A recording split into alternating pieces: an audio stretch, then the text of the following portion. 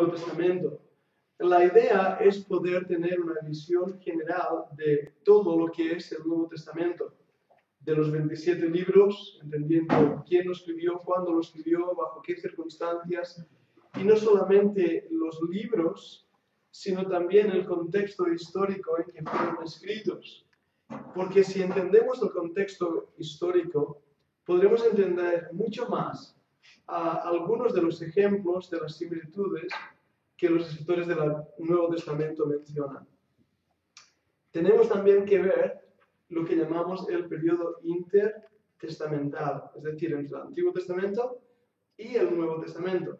Esos 400 años, 450, como dicen nuestras notas, de silencio, donde parece que el Señor no dice nada, no ha enviado un profeta, no hay visión, todo queda callado y hay una situación realmente de ansia por la palabra de Dios. Había hambre de escuchar la palabra de Dios y de repente el Señor levanta a un hombre, Juan el Bautista, el último profeta del Antiguo Testamento, que va a dar paso a ese nuevo pacto. Y vimos durante la semana pasada también la importancia de la cautividad babilónica, asírica, y lo que estamos viendo el último, el mundo persa. Y vimos ahí, mencionamos a Esther, a Ciro, a Darío, a esos reyes. Ahora vamos a nuestras notas en la página 4. Creo que es donde terminamos, ¿verdad que sí? Que era la gran dispersión y hablamos que era ese momento donde toda la nación de Israel va a ser sacada de la tierra prometida y llevada cautiva a las naciones. Y como los judíos de la gran dispersión ayudaron a preparar al mundo para la venida del Señor Jesucristo. A través de un dato interesante, fue la creación de sinagogas en todas las ciudades. Y terminamos ahí, en la sinagoga. Vamos hoy a empezar en la página número 4, cuando empieza a hablar sobre la sinagoga. Y de verdad, cuanto más estudio la sinagoga, más me doy cuenta la importancia que es la sinagoga para entender el funcionamiento de la iglesia nuevo testamentaria. Y vamos a verlo hoy, porque la sinagoga es un punto vital para la supervivencia de Israel, aún en el cautiverio. La sinagoga tuvo su principal época durante el Imperio Persa. Es ahí cuando se inicia. Algunos también dicen en Babilonia, durante la deportación babilónica. Dice que no podían adorar en el templo de Jerusalén. Nuestras notas, los judíos de la gran dispersión construyeron sinagogas en muchas ciudades. La sinagoga se convirtió en el lugar de reunión para los creyentes judíos. No podían ir al templo, no podían regresar a Jerusalén. Y aun que pudieran haber regresado, el templo había sido destruido.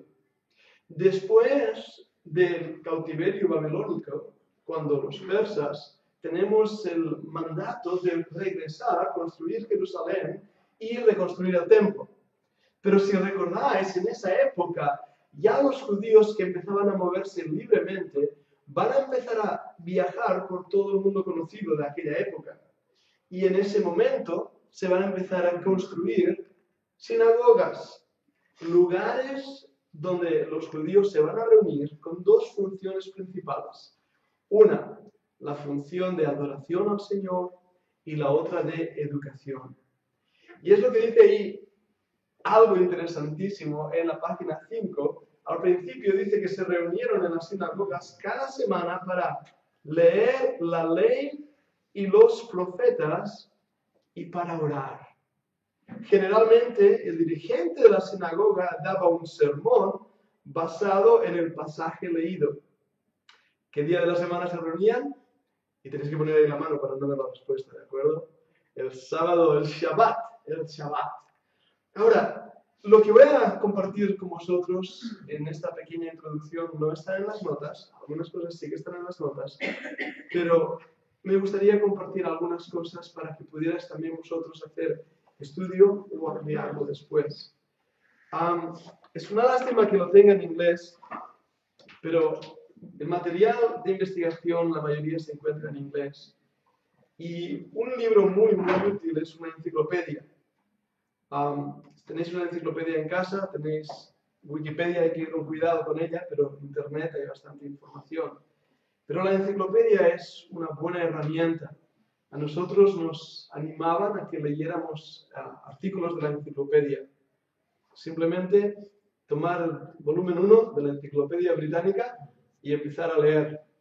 Y puede ser interesante.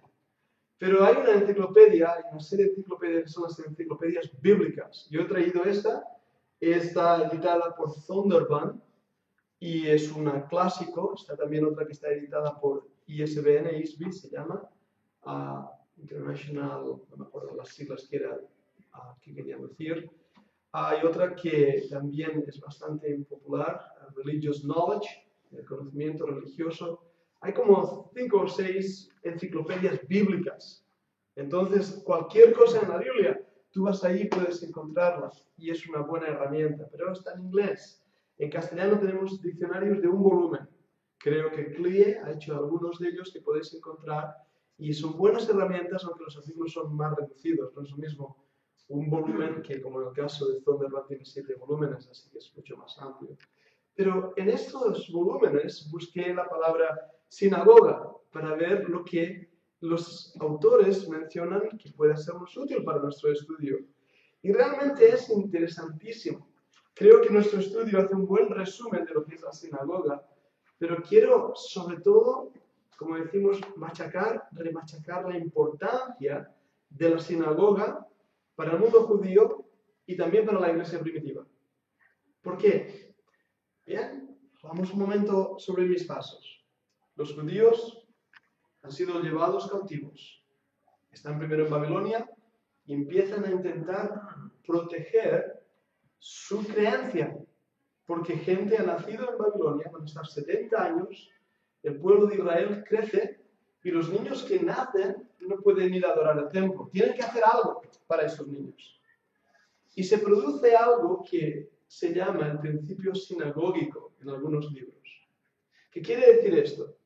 Bueno, ya que no podemos ir al templo y que mis niños tienen que ir a una cultura pagana, babilónica, lo que voy a hacer es enseñarles en casa lo más que pueda de la Biblia, de la Torá, de la ley. Y no solamente eso, vamos a construir una escuelita, una escuela. Cuando el niño salga de la escuela babilónica, va a ir a esta escuelita 1 hora y va a aprender nuestra religión. Ahí empiezan las sinagogas. Cuando los padres judíos se dan cuenta que es necesario enseñar a la siguiente generación los principios de la palabra de Dios. Ahora hay un mandato directo de Deuteronomio capítulo 6. Me gustaría leerlo ahí en Deuteronomio capítulo 6. Porque Deuteronomio 6 es el fundamento de la educación judía, pero también de la educación cristiana. Para aquellos que estudian magisterio, pedagogía o psicología, y en el grupo nuestro de jóvenes hay un grupito, María que está aquí hoy, por ejemplo, Raquel también, ellos hacen un curso que se llama Fundamentos de la Educación. Y ahí aprenden los fundamentos, la historia de cómo se empezó la educación. Y la educación judía y después la cristiana es vital entenderlo. La educación judía está basada en Deuteronomio capítulo 6. Cuando el Señor le da un mandato a Israel, que las palabras que hoy te doy, los mandamientos, el versículo 1, estatutos y derechos que Jehová, vuestro Dios, mandó que os enseñase para que los pongáis por obra en la tierra de la cual pasáis vosotros para poseerla, para que temas a Jehová tu Dios, guardando todos sus estatutos y sus mandamientos que yo te mando, tú y tu hijo y el hijo de tu hijo, todos los días de tu vida, y que tus días sean prolongados. Versículo 3. Oye pues, Israel, y cuida de ponerlos por obra, para que te vaya bien y seáis multiplicados, como te ha dicho Jehová, Dios de tus padres, en la tierra que destila leche y miel. Oye Israel, Jehová nuestro Dios, Jehová uno es. Versículo 4. Ahí empieza algo que los niños judíos iban a memorizar y repetir cada día de su vida. A eso se le conoce como el Shema. Oye Israel, Shema Israel. Ese es el principio que va a hacer que el corazón del niño judío diga, solo hay un Dios y un Dios verdadero. Jehová es Dios. Oye Israel, Jehová tu Dios, Jehová uno es. Ahora, esa verdad va a quedar sellada en el corazón de los niños y de los judíos, y desde ese momento en adelante en la historia de los judíos no va a haber idolatría. No van a ser nada de la idolatría. Porque fueron llevados cautivos a Babilonia, si recordáis, como castigo por su idolatría. Y cuando en la tierra de cautividad se dan cuenta y se arrepienten y vuelven al Señor, este versículo, Shema Israel, se va a convertir en el abanderado de todo el pueblo judío. Cada vez que se reunían, cada día repetían Shema Israel, oye Israel. Ahora, cuando se reunían en las sinagogas, la reunión, el culto empezaba diciendo todos de memoria Shema Israel, Jehová tu Dios, Jehová uno es. Y esto va a quedar sellado en el corazón. Ahora, cuando el Señor Jesucristo dice yo soy Dios, la reacción natural de los judíos era solo hay un Dios. Y Abraham es su profeta, ¿verdad? Y por eso cuando los cristianos empezaron a enseñar la Trinidad, los judíos rechazaron totalmente esa verdad bíblica que no entendían. ¿Cómo siendo un solo Dios, y habiendo un solo Dios verdadero, puede ser tres dioses a la vez? Y eso no les cuadraba. No entendían que era una sola esencia, pero tres personas diferentes. Porque desde niños habían aprendido, oye Israel, Jehová tu Dios, Jehová uno es.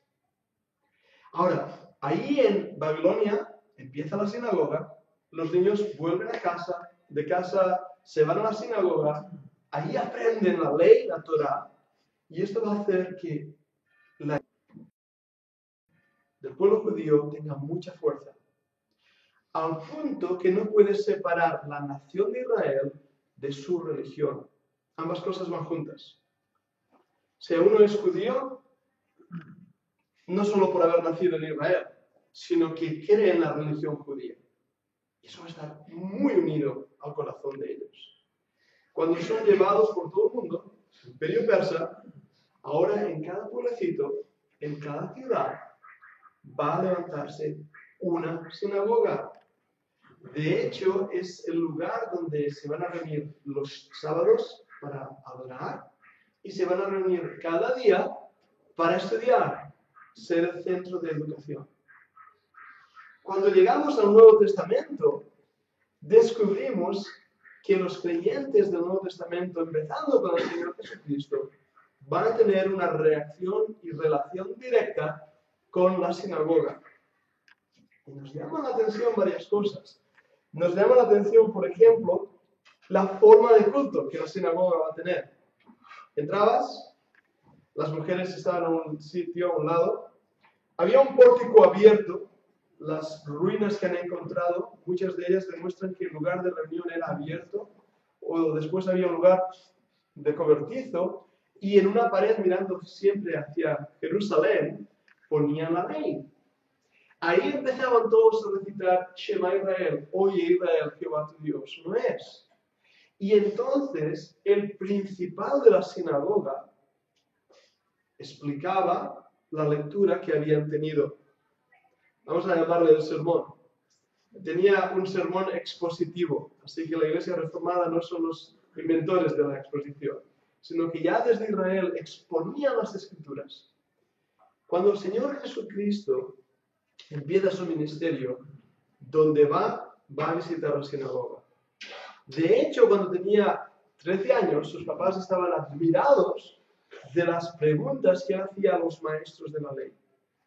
En la forma de culto, de empezar con la lectura de la ley y después un sermón de la ley en una zona cerrada, esto va a ser replicado por los creyentes antiguos. Es también interesante, estoy pensando en inglés ahora, es también interesante que se tenía que hacer una sinagoga a partir de que habían 10 hombres para poder formarla.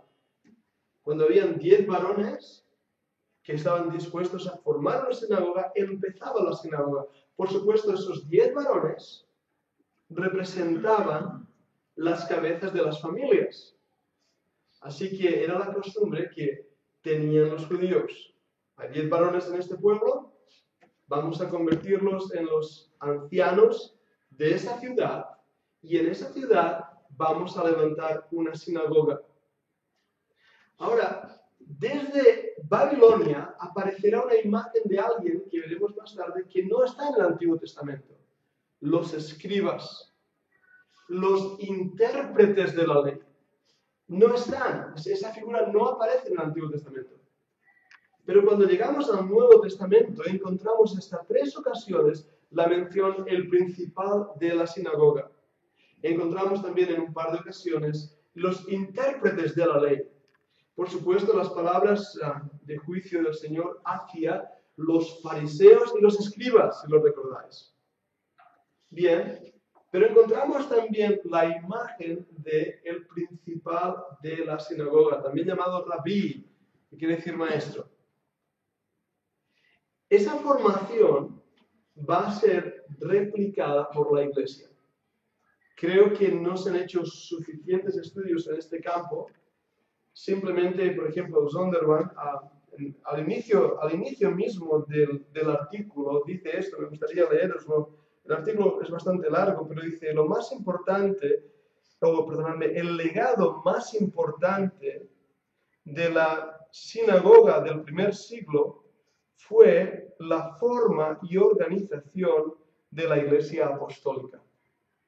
O sea, tanto Zondervan como otros escritores, Schaffer, ellos mantienen que la sinagoga, en su funcionamiento, en su manera de operar y en su organización, teniendo un principal de la sinagoga y después un grupo de hombres, eso fue replicado e imitado por la Iglesia primitiva.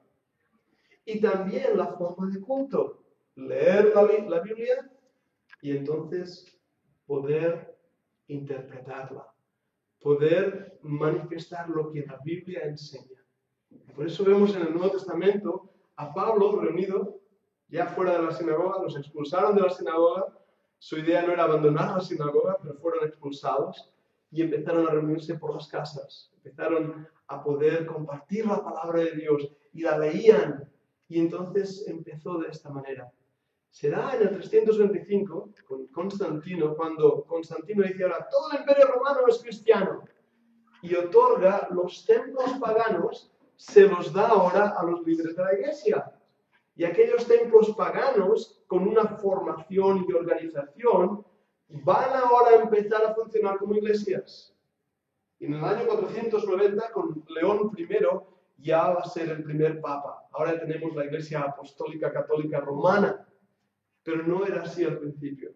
Los primeros creyentes no imitaron el funcionamiento del culto pagano, sino que imitaron el funcionamiento de la sinagoga.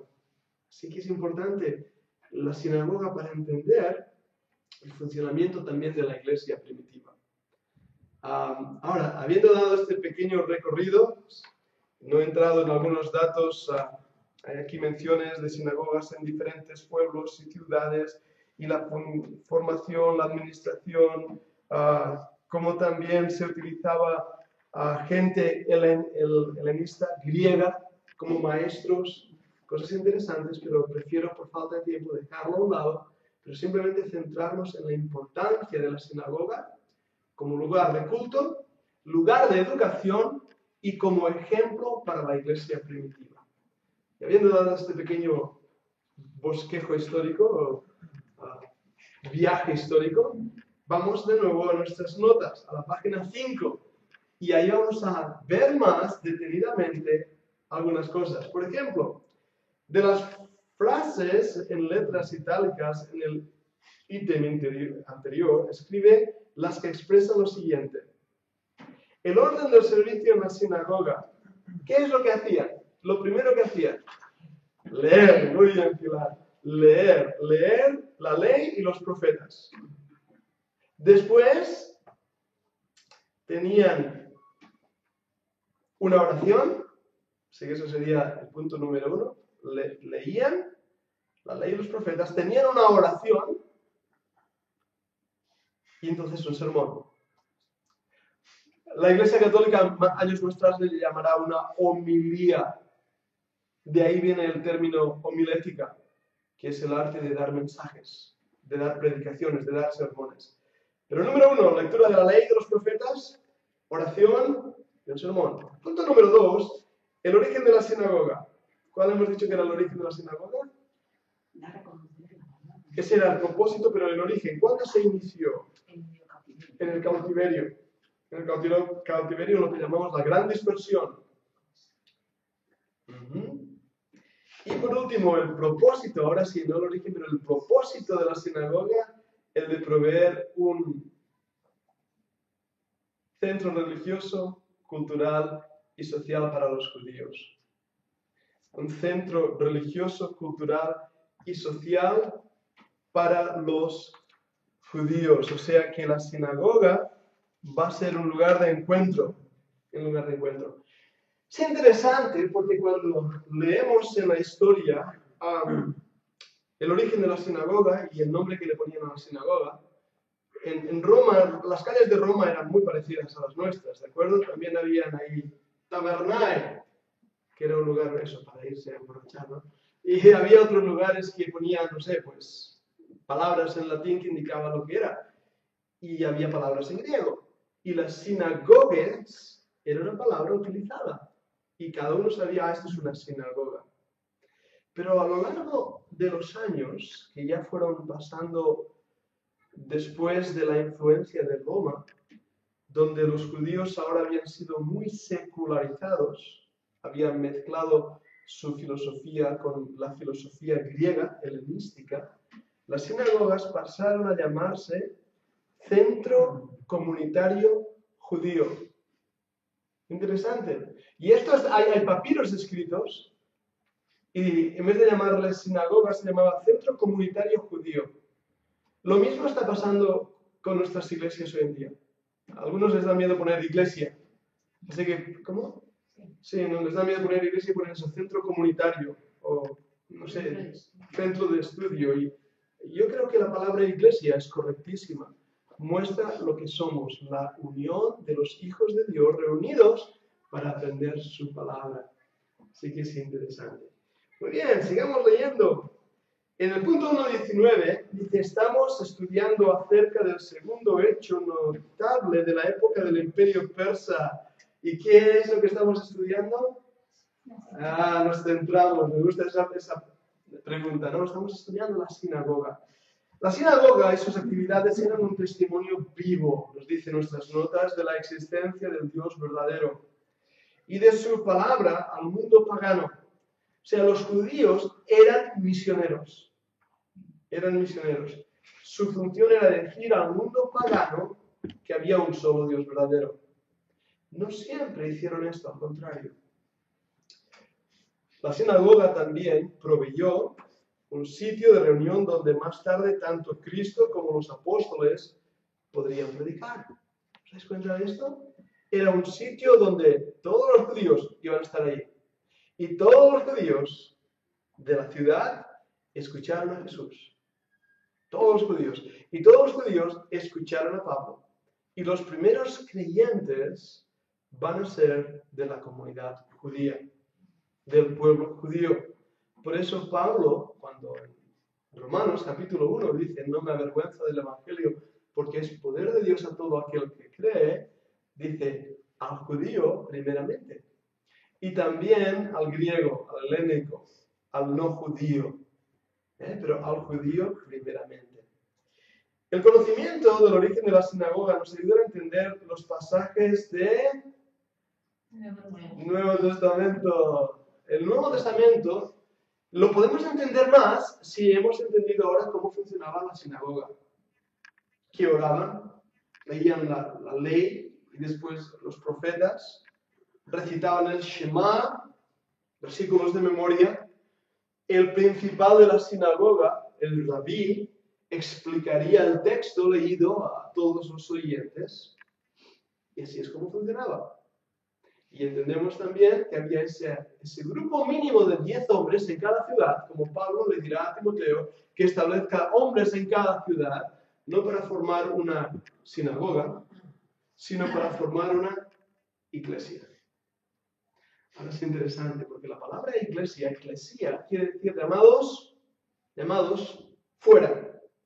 Es una palabra que no es de origen cristiano, es de origen griego, de filosofía. Aristóteles la usa y Platón también. Los que eran llamados, convocados a una reunión política, era la eclesía. A una reunión social era la eclesía, los llamados. Pero el término que a veces también se utiliza en la Biblia, en el Nuevo Testamento, no he apuntado la cita, pero aparece la palabra sinagoga de Dios. Y en nuestras versiones, en vez de traducir la sinagoga de Dios, la han traducido como congregación de Dios.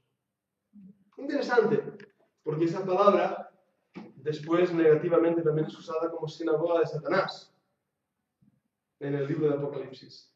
Pero la palabra quiere decir la congregación, los reunidos para adorar. Más datos. En el punto 1.21 hemos estudiado acerca de la primera época del periodo entre el Antiguo Testamento y el Nuevo Testamento, ¿verdad? Esa época de silencio. Dos hechos notables de dicha época que nos ayudarán a entender lo narrado en el Nuevo Testamento. Hay dos cosas. La época persa, primeramente. La época del Imperio Persa, años 445 hasta el 336. Como dijimos la semana pasada, va en disminución porque es antes de Cristo, antes de Jesucristo, como dicen nuestras notas. La época del Imperio Persa van a pasar dos grandes cosas. La primera, la gran dispersión. Los judíos van a estar dispersados por todo el mundo, conocido. No llegaron a América. No había judíos en Alaska o en Nebraska, pero sí había judíos en Asia Menor. Había judíos incluso, y es un dato muy interesante, en una isla situada cerca de Egipto, la isla de Elefantitis. Habían imitado y construido algo parecido al templo de Salomón, y según dice la tradición, ahí tenían escondida el arca verdadera, aunque muchos dicen que era simplemente una réplica. Y ahí en ese lugar, en Elefantitis, también se hacían sacrificios, igual que en el templo. Fijaros si llegaron lejos los judíos. Bien, la sinagoga va a ser lo principal. Ahora, si sigamos leyendo, del origen de la sinagoga, da el origen de la sinagoga, y esto es un... Uy, me he pasado, ¿verdad que me he pasado? Que está ahí. Da el origen de la sinagoga, un repaso rápidamente. ¿Cuál es el origen de la sinagoga, hemos dicho? El cautiverio, la dispersión, la gran dispersión. Los judíos de la gran dispersión construyeron sinagogas en muchas ciudades. ¿Cuál es el propósito? Centro de religión, cultura y social para los judíos. El propósito de la sinagoga era un centro religioso, pero también de cultura, de educación y social. En vez de ir a la tabernae, iban a la sinagoga, y ahí pasaban un tiempo juntos. Y por último, el orden del servicio. Leían la ley y los profetas, oraban y había un sermón. La música no está tan representada en la sinagoga, lo estaba en el templo. Y de hecho, cuando estudiamos Esdras, Nehemías, estudiamos el Antiguo Testamento, vemos que había oficios, habían sacerdotes, ministros, siervos, dedicados directamente a la música, pero no en la sinagoga. La ley era cantada, sin instrumentos. De hecho, es interesante cuando uno aprende hebreo y aprendes las letras cantándolas. Hey, baby, dime dale, hey, baby, dime dale. De esta manera. Y vas repitiendo todo el alfabeto. Así que es lo que ellos hacían. Hacían, no sé cómo decir, en inglés llaman chanting. Chanting es cantar así, repitiendo con musiquilla. Pero no había música, no había instrumentos. En el Nuevo Testamento descubrimos una ocasión, si recordáis, cuando los creyentes estaban cantando. Después de la cena, ¿no? Habiendo acabado la cena, cantaron un himno, la cena pascual, en un hogar, siguiendo la normativa, y seguramente cantaron algunos de los salmos ascendentes que se llaman. Es muy probable que fueran los salmos. Y encontramos también una segunda ocasión en el libro de Hechos que están cantando los creyentes. Una pregunta para profesoras de escuela dominical. Hay dos creyentes que están cantando. Pablo y Silas. Pablo y Silas estaban en la cárcel y juntos adoraban al Señor, ¿verdad? Cantando en la cárcel. Y luego vamos ya al Nuevo Testamento, encontramos en Filipenses que hay salmos y melodías en nuestro corazón y canciones. O sea, la Biblia no está en contra de la música, ¿de acuerdo? En absoluto. Al contrario, creo que la música que adora al Señor tiene que ser rica en letra, en buena doctrina, tiene que tener una música que honre a un Dios 3 veces santo, sin duda alguna. Pero vemos que dentro de la sinagoga no se usaba. Y ahora tampoco se usa. Ellos, al menos las veces que yo he estado en sinagogas, hacen eso, chanting, hacen leen la letra de la ley como Shema Israel o otras cosas, pero como entonándola, como cantándola, pero no hay instrumentos. Al menos donde yo he visto. Siempre han sido más sinagogas ortodoxas, no sé, más en las liberales. Me sorprendió ahí en Uruguay que habían montado hasta como si fuera una hamburguesería de McDonald's. Porque era la fiesta de los niños y habían puesto todo con globos y cosas como si fuera McDonald's. Pero es una sinagoga ortodoxa que eso no lo hubiera hecho. Estoy escuchando cánticos en hebreo. Sí. Y utilizan a veces lo que es el cuerno. Sí, el shofar. Sí. Utilizan, y es verdad, y los salmos lo cantan así, como acabas de decir, sin instrumento, lo cantan hablando, en voz. Sí. A capela, como dicen, ¿no? Y esos son modernos, son cánticos de ahora. Sí, pero muchos de ellos imitan. Nosotros cuando hicimos la conferencia de Israel, me acuerdo que aprendimos algunos himnos en hebreo.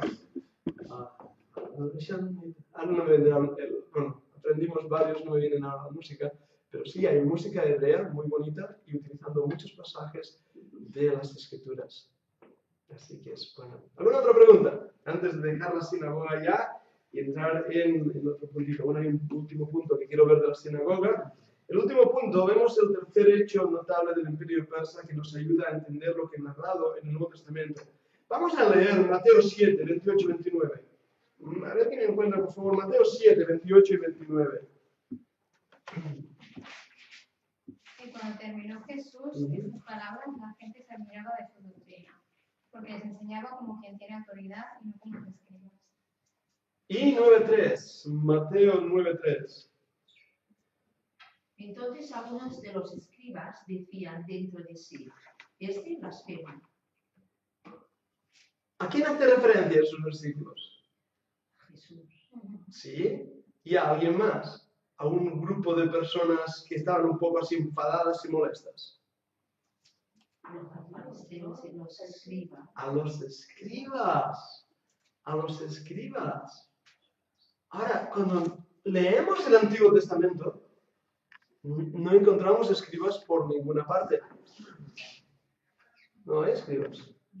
Están el sacerdocio levítico, que nos menciona ahí, los sacerdotes, el sumo sacerdote, encontramos reyes, encontramos a Esdras.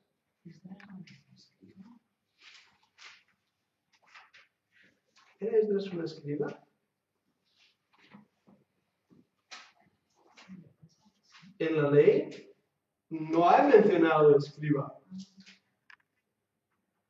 ¿Cuándo empezó la sinagoga? Entonces, claro, Esdras podía ser un escriba, porque era tiempo de la dispersión. justamente cuando termina la dispersión, cuando ya en el Imperio Persa los judíos tienen libertad de volver a reconstruir Jerusalén y el templo, vuelven con dos cosas muy importantes: la sinagoga y los escribas. Porque el sacerdocio levítico ha quedado desmontado. Se tiene que volver a reconstruir. Tiene que volver a haber escuelas que enseñen la ley, la sinagoga. Y tiene que haber personas que la enseñen, que puedan leerla y hacer entender a los que no saben leer esa ley escrita. Y ahí viene Esdras. Y él es un escriba. ¿Me seguís en esto? Además tenemos un dato muy interesante. La ley fue escrita en hebreo. Pero ahora la lengua popular, sobre todo en tiempos del Señor Jesús, es arameo. Y hay diferencias entre el hebreo y el arameo. Hay similitudes porque las dos son semíticas, pero hay diferencias. Y cuando Esdras lee la ley desde un púlpito, a veces decimos medio en broma que es por eso que los pastores tenemos púlpitos en las iglesias, ¿no? Porque es muy bíblico, desde una tarima, empieza a leer la ley para que todo el mundo lo oiga, lo escuche y lo entienda. Y la función de un escriba que nació en la sinagoga durante esa dispersión, su función era enseñar la ley, hacer entender la ley a aquellos que no la entendían. Y hacer entenderla también en la lengua hebraica, que ahora en los hogares, como el Señor Jesús, hablaba arameo. La lengua materna del Señor Jesús creemos que era arameo, aunque él también hablaba griego, como hoy en día el inglés es la lengua culta. El griego era la lengua culta de entonces. Y el romano, que pasó a ser lengua eclesial, era realmente la lengua vulgar de los soldados romanos. No era más que eso. Pero la lengua culta era el griego. Y el arameo era la lengua hablada. Pero el hebreo antiguo es el que encontramos la Torá, la ley. Así que aparecen ahí los escribas, el punto 3. Y vamos a ver si nos da tiempo de poder rellenar estos apuntes en cuanto a los escribas. Los escribas, también conocidos por intérpretes de la ley, surgieron durante la época del Imperio Persa. Como los judíos de la gran dispersión no tenían contacto personal con los sacerdotes en Jerusalén, necesitaban de personas que les enseñaran la ley. Para suplir esta necesidad, algunos se dedicaron a estudiar, copiar, interpretar y enseñar la ley. Esas son las 4 cosas que harían los escribas. Ellos estudiaban muchas horas de estudio. Y no sé cómo lo hacían, en aquel entonces no había gafas como hoy en día. Pero quemaban los ojos estudiando. Y después, copiando. El trabajo que hicieron los escribas, los sefarim, fue extraordinario. Los masoretas nos permitieron tener el Antiguo Testamento con los puntitos para que pudiéramos leerlo y saber cómo pronunciarlo. Porque si no tuviéramos esos puntitos, que son 12 vocales diferentes en hebreo, no sabríamos cómo pronunciar las palabras. Porque uno memorizaba cómo se pronunciaban las palabras. Y cuando la veía, la identificaba y la decía. Pero no tenía vocales. Y los masoretas pusieron esos puntitos, en total 12 puntitos, que nos dan los 12 sonidos vocálicos. En castellano tenemos 5, A, I, O, U. Un borriquito como tú, como dicen, ¿no? 5. Pero en hebreo hay 12. En catalán tenemos 8, A, E, I, O, U. Es una diferente, han sido 9, ¿no? Y en inglés también tenemos 9. Si eres de Texas tienes 12. Pero bueno, eran enseñar la ley, por último. Estas personas se conocen por escribas. Aún en Palestina se multiplicaban los escribas, especialmente cuando los sacerdotes comenzaron a discutir la ley e enterarse en la política. Perdonad, debería ser interesarse en la política. Por cuanto el pueblo tenía en gran estima a los escribas, estos ejercían mucha influencia en la vida religiosa de los judíos. Era normal. Ellos estudiaban, copiaban, interpretaban, enseñaban la ley. Resultado, influencia, siempre es positivo, pero cuando llega a ser manipulación, es negativo. Y es lo que empezaron a hacer estos líderes religiosos, los fariseos y los escribas. Empezaron a llenarse de orgullo por su posición delante de Dios, según creían ellos, y a manipular al pueblo con sus propias interpretaciones de la ley de Dios, sus propias ideas de la ley de Dios. Ahora, ¿por qué habían desechado la ley de Dios y estaban sirviendo a ídolos? Los judíos fueron llevados al cautiverio como castigo divino, esto lo estábamos diciendo antes. Después del cautiverio, el pueblo estimaba y honraba a los escribas, ya que estos enseñaban la ley de Dios, y esto nos demuestra varias cosas. Lo primero que nos demuestra, y vamos a verlo ahí, en el punto A, la disciplina divina en el cautiverio fue eficaz. Los judíos habían aprendido a apreciar la palabra de Dios. Los judíos no aprendieron nada por la disciplina divina, o los escribas se aprovecharon del pueblo. ¿Qué pensáis que es correcto? Marca la frase correcta. La primera. La disciplina divina, el cautiverio, fue eficaz. Los judíos habían aprendido a apreciar la palabra de Dios. Dio fruto como resultado. En el punto 25, seguimos leyendo nuestras notas, dice, hemos dicho en el ítem anterior que los escribas se dedicaron a estudiar, a copiar, interpretar y enseñar. Cuatro cosas que los escribas hacían. De estas 4 funciones de los escribas, escoge la que corresponde a cada oración que damos a continuación. Luego escríbela en el espacio provisto. O sea, os leo una frase y me decís qué es eso. 1. Ya que aún no se había inventado la imprenta, los escribas tenían que copiar a mano los libros de la ley y los profetas. ¡Y qué trabajo tan grande! ¡Qué trabajo! A veces he mencionado algunas anécdotas, como copiaban letra por letra, contando las letras, contando el valor numérico de las letras. Cuando aparecían las 4 letras del nombre de Dios, tenían que tomar un baño. Hola, hermano, bienvenido. Pasa por ahí, no pasa. Déjale pasar. Ahí está. Bienvenido, pregunté por qué al principio. Cuando los escribas tenían que escribir esas 4 letras, tomaban un baño y tenían que tomarlo cada vez, con una pluma nueva, escribir las 4 letras. Y déjame hacer un momentito para que veáis que son 4 simbolitos que no es nada, y estos 4 simbolitos, ese es el nombre de Dios, que cada vez que un judío veía este nombre, ni se atrevía a pronunciarlo. No se ponía la mano delante y decía otro nombre. La palabra es Adonai, el Señor. Adonai. Pero estas 4 letras, Yahweh, es Jehová, el Señor, Yahvé. Así que imaginaros hasta qué punto llegaron estos escribas. Muy bien, tenemos unas notas, intento seguir y así te daré también, así puedes compartirlo con ella. Muy bien. Ahora, la segunda cosa que los escribas hacían. Punto número 2. Durante los servicios en las sinagogas, los escribas tenían la oportunidad de la ley al pueblo de Israel. ¿Qué podían hacer los escribas? Leer. Antes de leer, interpretar, enseñar. Ellos enseñaban. Ellos copiaban y ellos enseñaban.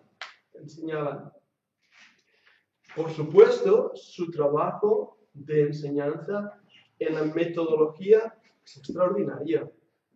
O sea, realmente, como decían cuando éramos niños, la letra por la sangre entra. Pues así eran los escribas, enseñaban, pero directo, pam, continuamente. En el punto número 3, cuando hubo alguna duda sobre el significado de algún pasaje del Antiguo Testamento, los judíos llamaban a los escribas para e interpretar el pasaje. Es interesante porque si buscas esa palabra interpretar en el Nuevo Testamento, en una concordancia, a veces aparece una palabra en arameo y dice que interpretado quiere decir, y lo veremos un poquito más abajo, la fundación o la formación de interpretación de la Biblia era muy importante para hacer entender. Y ahí también empieza y tiene base la enseñanza a los niños. Deuteronomio capítulo 6. Dice que repetirás estas palabras que yo te digo a la siguiente generación, a los hijos que vendrán, cuando andares por el camino, al levantarte, al acostarte. Esa metodología de enseñanza es lo que más tarde también se va a llamar peripatético, que es que iban andando, iban pensando, iban aprendiendo. O el maestro iba andando mientras iba discursando con sus estudiantes. El niño judío aprendía por el padre, y el padre le enseñaba la Torá, la ley. Y la manera que los niños tenían de aprender a leer era con la Biblia. La Biblia era el libro de aprendizaje para lectura. Es interesante porque en Estados Unidos, las primeras escuelas, las que llamaban escuelas de Naula, ¿verdad, Rosa? Aprendían a leer con la Biblia. Era el libro de lectura. Ahora no sé si en Estados Unidos han retirado la Biblia, los 10 mandamientos, lo han retirado todo, han puesto otras cosas ahí y luego se quejan cómo va la sociedad. Pues si tuvieran los 10 mandamientos, a lo mejor se darían cuenta que hay ciertas cosas que el hombre no debe hacer. En tercer lugar, cuando hubo alguna duda sobre el significado, hemos dicho que ellos interpretaban. Y por último, para poder enseñar a otros, los escribas tenían que... ¿Qué tenían que hacer?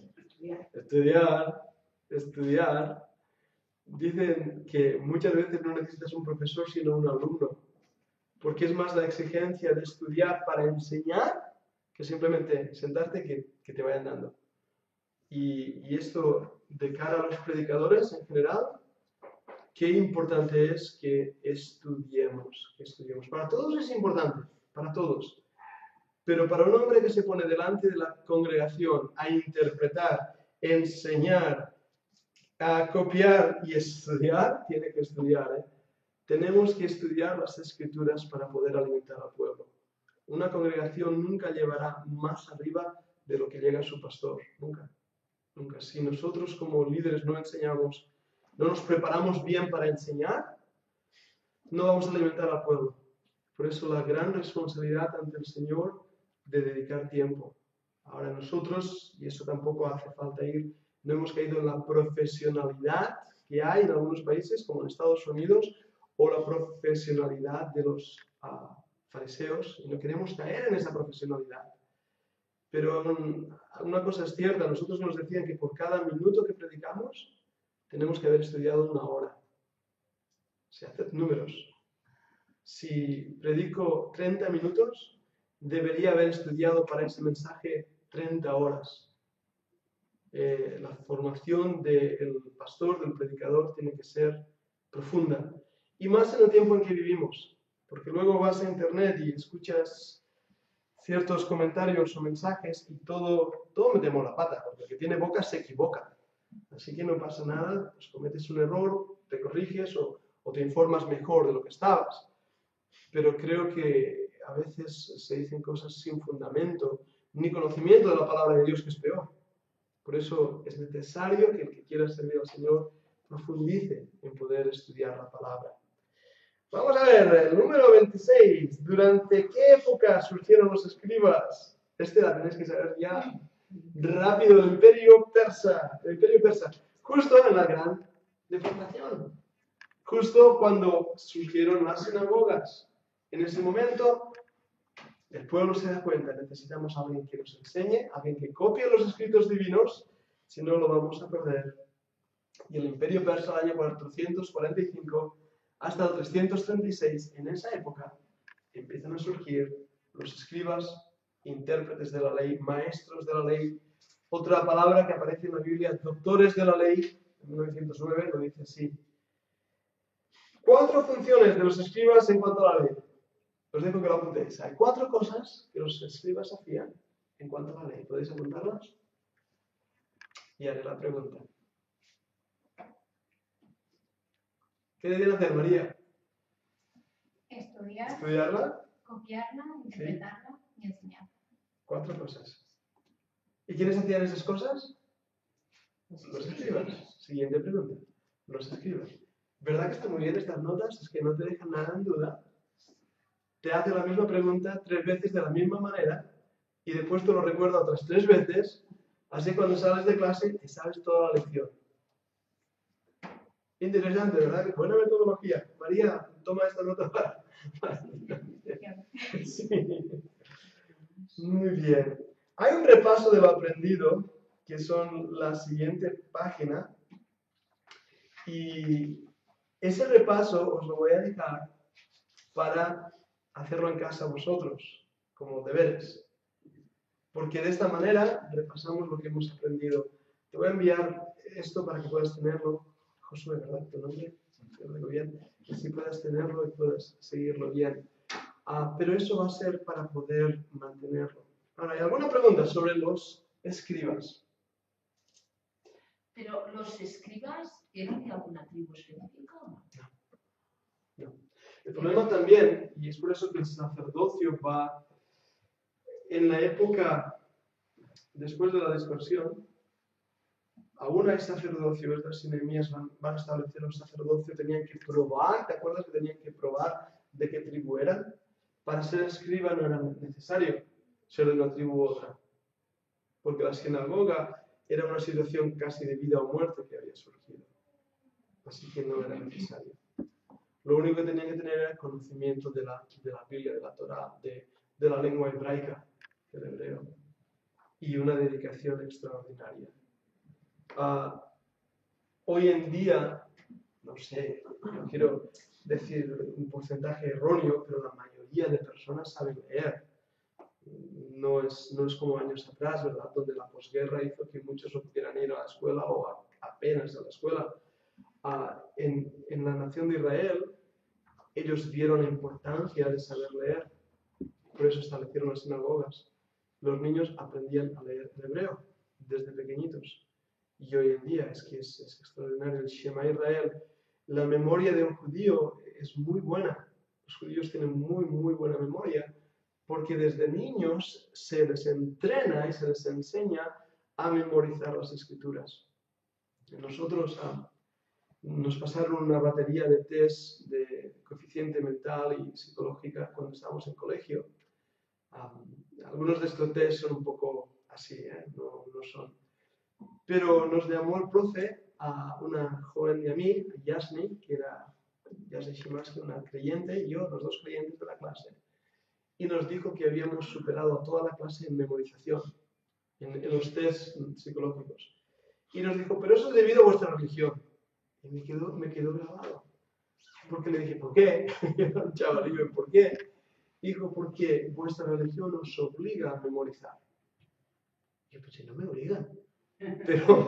Pero es verdad que nosotros animamos a memorización de versículos, a memorización de pasajes. En las obras de teatro, los niños tienen que memorizar. Y eso pues hace sinapsis neuronal, lo que hablamos otro día. Qué bueno es que memoricemos la palabra de Dios, todos los versículos de memoria. Entonces los niños ya aprendían a leer leyendo la Torá, ¿no? Sí. Era su libro de lectura. Su libro, empezando en Deuteronomio 6. El Shema Israel, es que no quiero decirlo de memoria en hebreo porque me voy a liar, pero es muy importante. Oye Israel, Jehová tu Dios, Jehová uno es. ¿Qué más? ¿Y ahora los judíos saben de qué tribu son? No. Ningún judío puede probar con 100% de seguridad de qué tribu son. Porque no hay registro histórico de las genealogías. Cuando se dispersaron y también porque las genealogías se guardaban todas en el templo. Desde la recuperación con Esdras y Nehemías, pues volvieron de la cautividad, probaron su descendencia, los que pudieron probarla fueron establecidos como sacerdotes, los que no. Y una vez más mantuvieron la tradición del registro histórico de genealogías. Todo esto fue bien hasta que en el año 70, Tito, el general Tito, atacó Jerusalén. Un soldado tiró una antorcha, según nos dice Josefo en la guerra de los judíos, y esa antorcha pegó fuego al templo, quemando y destruyendo todo el templo, pero con un fuego horrible. ¿Cuál fue el resultado? Todos los registros históricos de los judíos se quemaron. El único judío que puede probar su descendencia hoy, actualmente, es Jesucristo. ¿Y por qué? Porque se encuentra en la Biblia. A través de su madre, María, y a través de su padre, José. El linaje real y el linaje sacerdótico de Cristo. Es el único. Ningún judío hoy puede probar. Y ahí viene el problema de Apocalipsis también, cuando habla de las 12 tribus de los señalados, 120.000 señalados, 140.000, gracias, de cada tribu. ¿Qué quiere decir esto? Pues el Dios sabe quiénes son los judíos. ¿No? Algunas cosas ayudan. Si tienes el nombre de Goshen o Kodesh, suena a santidad. Si tienes el nombre de Elí, es un apellido, Elías, en catalán, eso suena a sacerdote. Y muchos de los que tienen el nombre Kodesh o Kodok o nombres de ese tipo, otros que son simples apellidos de la naturaleza. El mío, por ejemplo, Piñón, es muy probable que venga de familias judías antiguas porque es un nombre de la naturaleza y también se utilizaba. Pero no puedes probar de qué tribu eras. Interesante, ¿sí? ¿Y entonces en Apocalipsis? Dios conoce. A lo mejor, Dios claro. conoce. Y es también algo que debemos decir, no hay eso de las tribus perdidas de Israel. No están perdidas. Dios las conoce. Dios sabe. Y sabemos que a Babilonia fueron llevadas 2 tribus y media. A Siria se llevó el resto de las 10 tribus. Y de esas 10 tribus no hay registros históricos, se perdieron. Por eso les llaman las tribus perdidas de Israel. Y hay una secta, no sé qué otro nombre llamarle, de un señor que se llama Armstrong, que decía que los británicos son las 10 tribus. Porque ellos tienen la palabra British. La palabra ish en hebreo quiere decir hombre, y bretón, británico, así que por eso son judíos. Pues no, pues no. Muy bonito, pero no hay evidencia alguna. Esto puede ser un propósito de Dios, ¿no? Que se haya eliminado todos los archivos. ¿No? Es para que Israel vuelva al Señor. Y hemos visto durante nuestra propia vida, en el año 47, 48, el regreso de Israel y la nación de Israel surgiendo. Yo no había nacido en el 48, pero sí que hemos visto toda la historicidad de estos años, cómo Israel está volviendo. Yo lo que digo es que, a ver, si los escribas y los fariseos eran los intérpretes de la ley, pero la ley que a ellos les convenía se puede decir interpretar la ley como a ellos les parecía. Claro. Ellos hay que agregar y quitaban cosas de la ley, que tiene una ley especial para ellos, para ese pueblo, para esos líderes. Entonces mi pregunta es, si ellos interpretaban la ley a su manera, tienen una ley inventada para ellos a su manera, no había por qué estudiar una cosa que ya sabía. Es decir, si yo invento una cosa, una vez que está inventada, ¿qué voy a estudiar? Claro. El problema es que la cosa que estudiaban era la ley de Dios, la Torá. La ley, lo que nosotros llamamos el Antiguo Testamento, básicamente. Eso era inamovible. El problema viene de cómo lo interpretaban. Las normativas y normas, cómo iban doblando las cosas, aquello que todo lo que yo pueda dar a mi padre, si es promesa de Dios, pues ya no hace falta que le dé a mi padre. Esa manera de interpretar la ley que retorcía lo que Dios había puesto. Y por eso el Señor tiene que hablar tan duramente a los fariseos y a los escribas, porque se habían vuelto en paredes blanqueadas, en hipócritas. Sí, Ana. Ahora los judíos entonces interpretan la Torá igual o hay diferentes ramas. Hay diferentes ramas. De hecho, es lo que el hermano dice, ¿no? La Torá es la misma. La ley, el Antiguo Testamento, es lo mismo que tenemos nosotros, básicamente. La interpretación de las diferentes escuelas. Hay la escuela talmúdica, que tiene unas posturas, y el Talmud, leen más el Talmud que la Torá.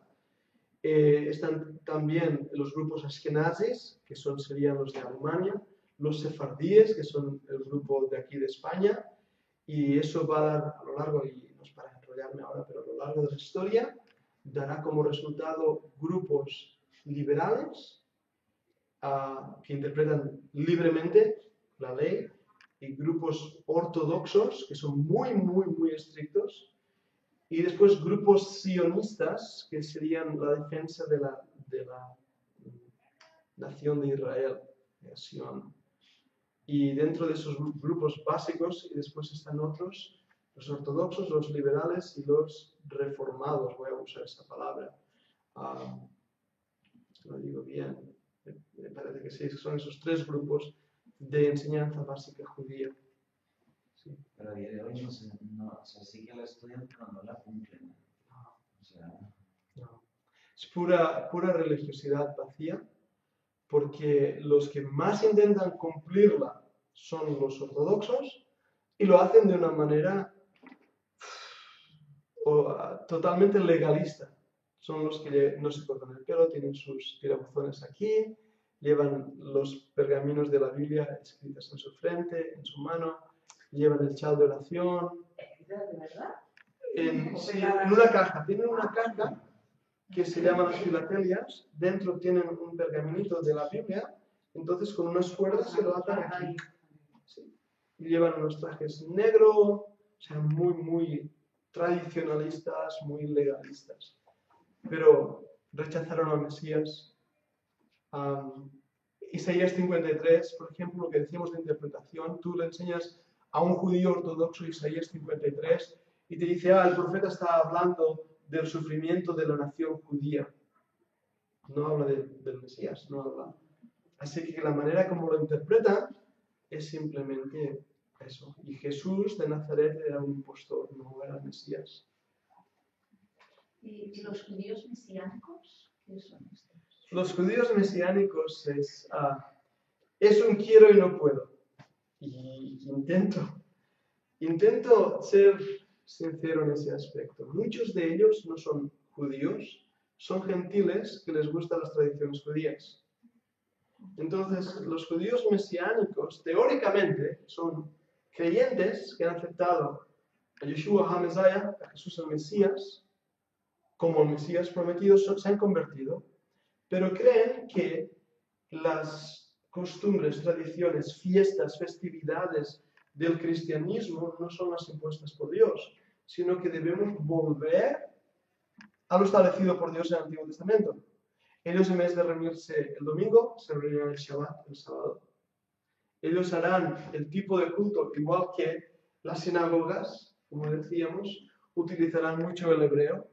Las celebridades y fiestas que ellos defienden y tienen que celebrar son las fiestas de Jehová, ahí en Números y algunos en Levíticos, todo lo que son estas festividades, algunas de ellas que tienen que ver con la cosecha, o la festividad de las cabañas, o estas fiestas que Dios llamó a Él mismo las fiestas de Jehová y que serán restablecidas durante el milenio, pero los judíos mesiánicos las celebran.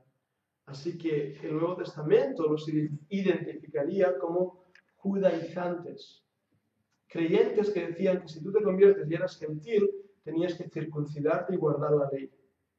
Así que un judío mesiánico, es por eso que digo que es un quiero y no puedo, es una mezcla del Nuevo Testamento con las tradiciones del pueblo judío del Antiguo Testamento.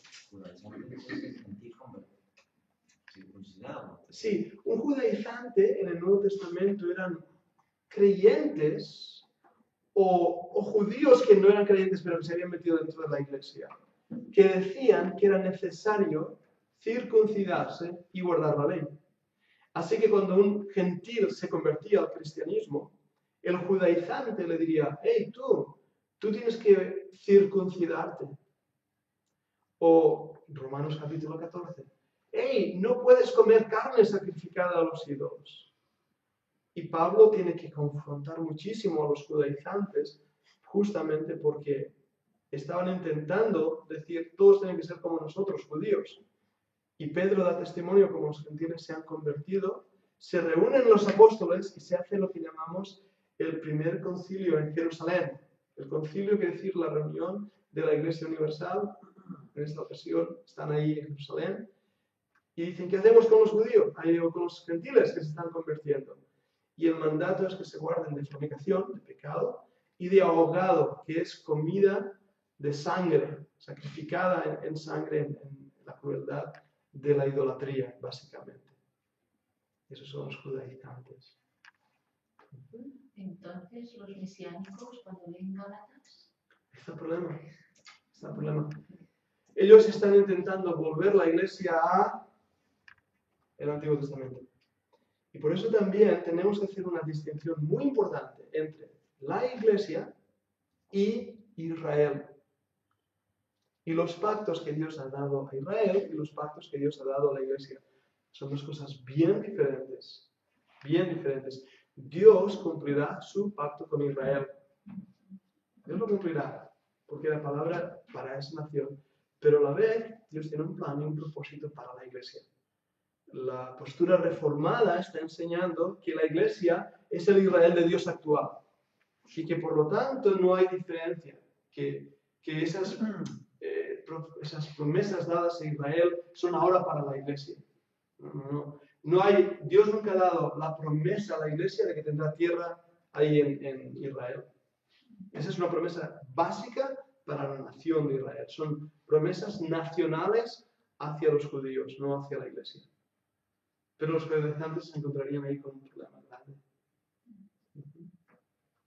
Hoy las fiestas estas, hoy en día hay iglesias, congregaciones aquí en España, Sí. que siguen haciendo las fiestas antiguas, de las fiestas de Dios, ¿no? De Dios Madre, ¿no? El problema, no entender que esas fiestas son una tipología de Jesucristo.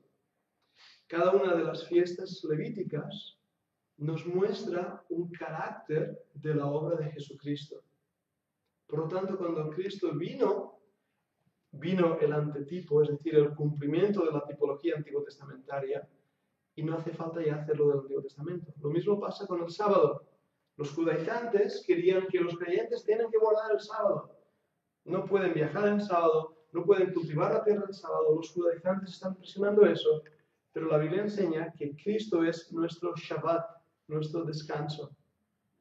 Por lo tanto, el creyente no tiene que guardar el sábado, porque lo guarda Cristo. Y el domingo no debe convertirse en un sábado, en el sentido de que si hago algo peco. No, el domingo es un día del Señor para adorarle corporativamente como iglesia. Por eso es necesario ir a la iglesia, porque Dios quiere, lo dice ahí en su palabra, no dejando vuestras congregaciones. Tenemos que estar en la iglesia el domingo porque Dios lo quiere. Pero claro, toda la semana, no, para el creyente no hay distinción de día. Todo lo que hagáis, sea que comáis o bebáis, hacerlo para la gloria de Dios. Si tú no puedes hacer algo para la gloria de Dios, entonces no lo hagas. Si no puedes glorificar a Dios. Ahora, si comes y bebes y haciéndolo glorificas a Dios, hazlo. Claro, si te emborracharse, eso no va a glorificar a Dios. Por poner un ejemplo, ¿no? Pero son importantes verdades. Pero Cristo ya volvió, ¿no? La ley, ¿no? Con la cruz, ¿no? Sí, tenemos que tener también en cuenta eso. La ley no solo son los 10 mandamientos, porque los 10 mandamientos se repiten en el Nuevo Testamento, exceptuando uno, que sería guardar el sábado. Toda la ley se resume en 2. Amarás a Dios sobre todas las cosas y a tu prójimo como a ti mismo. 5 mandamientos tienen que ver con el amar a Dios. Y los otros 5 tienen que ver con el amar al prójimo. No robarás, amas al prójimo. Pero de esos 10, hay uno que no se repite. Y es guardar el Shabbat, guardar el sábado. Ahora, aparte de estos 10 mandamientos, hay 606 leyes en la Biblia. Hay 606 leyes, mandamientos. Y tienen que ver con directrices sociales, religiosas, económicas o también sanitarias.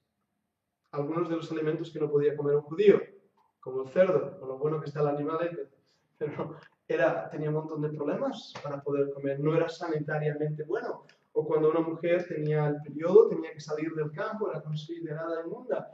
¿Por qué? Leyes sanitarias. Pero todas esas 606 leyes, no estamos nosotros bajo la ley. No hace falta guardar eso. Ahora, el Señor quiere que tengamos normas sanitarias, por supuesto, pero los judíos legalistas, los ortodoxos, intentaban guardar eso, pero al máximo. O sea, filtraban el mosquito y se tragaban el camello. Y es lo que estaba pasando. Y cuando ahora un creyente nuevo testamentario, donde el Señor le ha dicho todo lo que hay en el mercado, comed de ello, está ahí en la Biblia, donde el Señor no dice nada de guardar el sábado, donde el Señor ya ha cumplido todos los tipos del Antiguo Testamento. Cuando ahora un creyente dice, ahora tenemos que vivir como vivía en el Antiguo Testamento, ahí tenemos un problema. Pero se hace difícil porque cuando sacamos convicciones personales para nuestra propia vida, muchas veces vamos a pasajes del Antiguo Testamento para probar cosas que están fuera de contexto.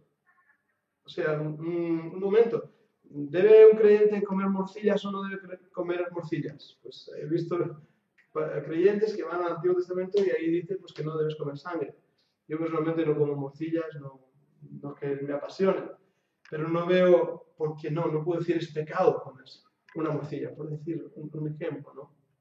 Por eso tenemos que ir con cuidado en cómo interpretamos la ley, que es lo que el hermano decía. Porque si interpretamos la ley según nuestro pensar, vamos a desviarnos de la verdad, dirigiéndonos hacia opiniones de hombres y doctrinas de hombres y no de Dios. ¿Alguna otra pregunta? No, de todas maneras, pensando en esto de la ley, seguro que hay cosas que son lógicas, de razón, que dices, bueno, pero claro, esto es lógico no hacerlo o hacerlo, ¿no? Es que además la ley muestra el corazón de Dios, y esto es lo que los escribas no entendían. Llenaron su cabeza de datos y no entendían que la ley muestra el corazón de Dios. ¿Por qué Dios quiere que haya modestia, orden, diseño en las cosas, limpieza, pulcritud? Eso muestra el carácter, al Dios que estamos sirviendo. Por eso el cristianismo moderno, lo que nos vende hoy en día, es un fracaso total. ¿Cómo voy a estar yo delante de un Dios 3 veces santo que los ángeles no se atreven a mirar? Con la camisa hasta el ombligo, con una guitarra ahí eléctrica pegando botes y diciendo cualquier tontería. O tratando a Dios como si fuera mi amante. Muchas veces se hace eso. Eso es una deshonra hacia Dios. Por eso la ley lo que muestra es el corazón de Dios. Dios es un Dios santo y requiere que su pueblo sea santo. Pero si caemos solamente en guardar formalismos exteriores y olvidamos el corazón, hemos caído en el problema de los fariseos, que eran muy limpios por fuera, mucho, pero por dentro. Y por eso el Señor les dice, misericordia quiero y no sacrificio. ¿Qué pasa? ¿Que Dios no quiere sacrificio? Claro que quiere sacrificio. Si desde Génesis 3 en adelante vemos sacrificio y la promesa de un sacrificio. ¡Claro! Pero Dios quiere que entendamos el por qué hacemos el sacrificio. El por qué hacemos lo que hacemos. No caigamos en una religiosidad vacía, sino entendamos el propósito del corazón de Dios. Muy bien, nos hemos salido con preguntas, pero ha sido interesante. Os animo a que la página 7 y 8 la hagamos para deberes. Sí. Una aclaración nada más. La palabra Shemai significa exactamente la palabra oye. Es oye. Shema, sí. Oye. Es la primera palabra de este versículo 4. Oye Israel. Shema Israel. Adonai Elohim. Elohim, me falta una palabra ahí. Esa es la primera palabra que aparece. Ya os lo diré, no estoy recordando ahora, ya os lo diré en hebreo la semana que viene. ¿Alguna otra pregunta? Pues vamos a hablar, vamos a encomendarnos al Señor. Sí, perdona, Pilar. Sí. Y cuando se dispersaban y tenían que formaban sinagogas, empezaban a formar sinagogas, tenían que haber 10 hombres, ¿no? 10 hombres. Claro, tenía que ser hombre, no podía ser viudas, no podía ser... Tenían que ser hombres. Los cabezas de las familias. Ahora, esto no está en la Biblia, ¿eh? Esto no es... Es como, digamos, la conclusión que llegaron. No sé por qué, debería estudiarlo porque no sé por qué. Tenían que ser 10 hombres, 10 cabezas representativas. Y debo estudiarlo más porque la Biblia tiene mucho que ver con la numerología. Jesús escogió a 12 hombres, uno de los cuales le negó y otro de los cuales le traicionó. El Señor lo sabía, pero fue el inicio para poder crear la sinagoga de Dios, la congregación de Jesucristo.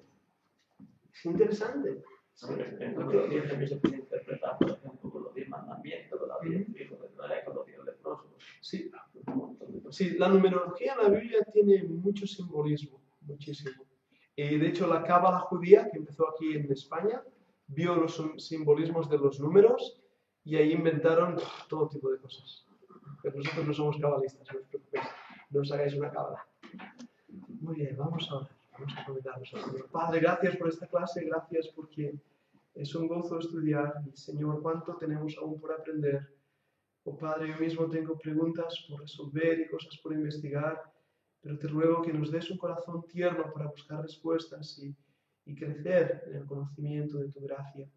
Llévanos con bien a nuestros hogares, Señor, quieras tú bendecirnos con toda bendición desde lo alto. Lo pedimos en el nombre de Jesucristo. Amén.